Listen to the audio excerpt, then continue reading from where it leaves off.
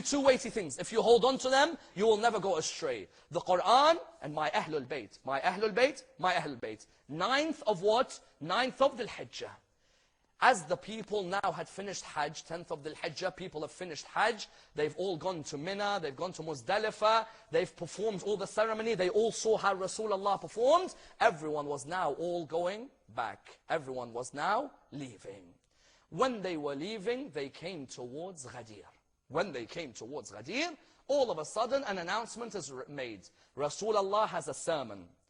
When Rasulullah made the sermon, he got the saddles of the camels, he stood up, he mounted the son of Abu Talib, Man kuntu mawla fahada aliyum mawla. Before he said Man kuntu mawla, the word mawla has 23 meanings in Arabic.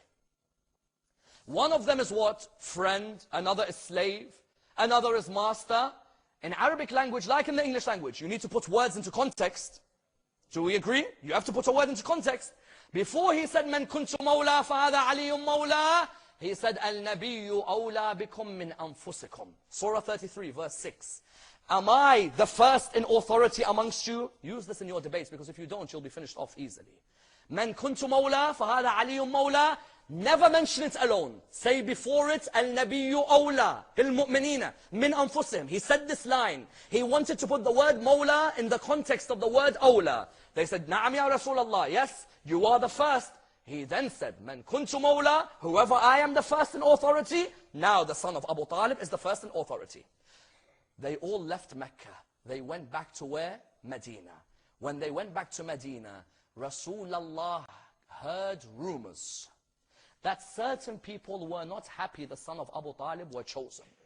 So what did Rasulullah do? He called Osama, the son of Zayd. He said to him, Osama, come here.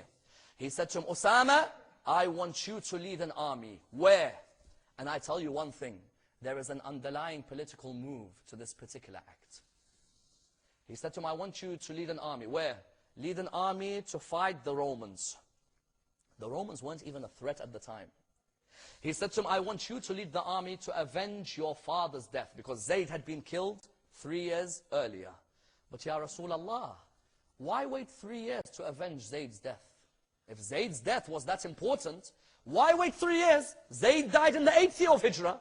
Why are you waiting until the 11th year of Hijrah before you're dying to avenge Zayd's death? Do you know why? He wanted to make sure that the main people who would block what happened at Ghadir would be out of Medina. Because if they were still in Medina, they'd be trouble for Ali ibn Abi Talib's appointment. Rasulullah, have you ever heard Rasulullah force anyone to go to war? Have you ever in your life heard Rasulullah say to someone, if you don't go to war, la'na is on you? Have you ever? I've never heard that. Rasulullah never forces anyone. He says anyone who wants to go to war can go. You want to stay at home? Stay at home. The only war he forced people to go on was the war Osama had to fight the Romans. And his famous line, La'na will go on those people who do not go with Osama. And until today I hear murmurs from our community, we shouldn't do La'na. Where'd you get this from? Which historian have you been listening to? Go and listen to the real scholars. We shouldn't do La'na. A person doesn't know his job, he's now giving us fatwa about what we should do and what we shouldn't do. La'na, Rasulullah says what? Rasulullah said, La'na goes on those who do not attend. Why? 2 things. Number 1, never respect a man I give La'na to. Never. Because if I give la'na on him, Allah has given la'na on him. Allah gives la'na on someone, it's over. Don't tell me, he may forgive, he may not forgive. What do you think, Allah is playing a game, I forgive every time you change? No. La'na, finished. Number 1. Number 2, what's number 2? He made an 18-year-old in charge.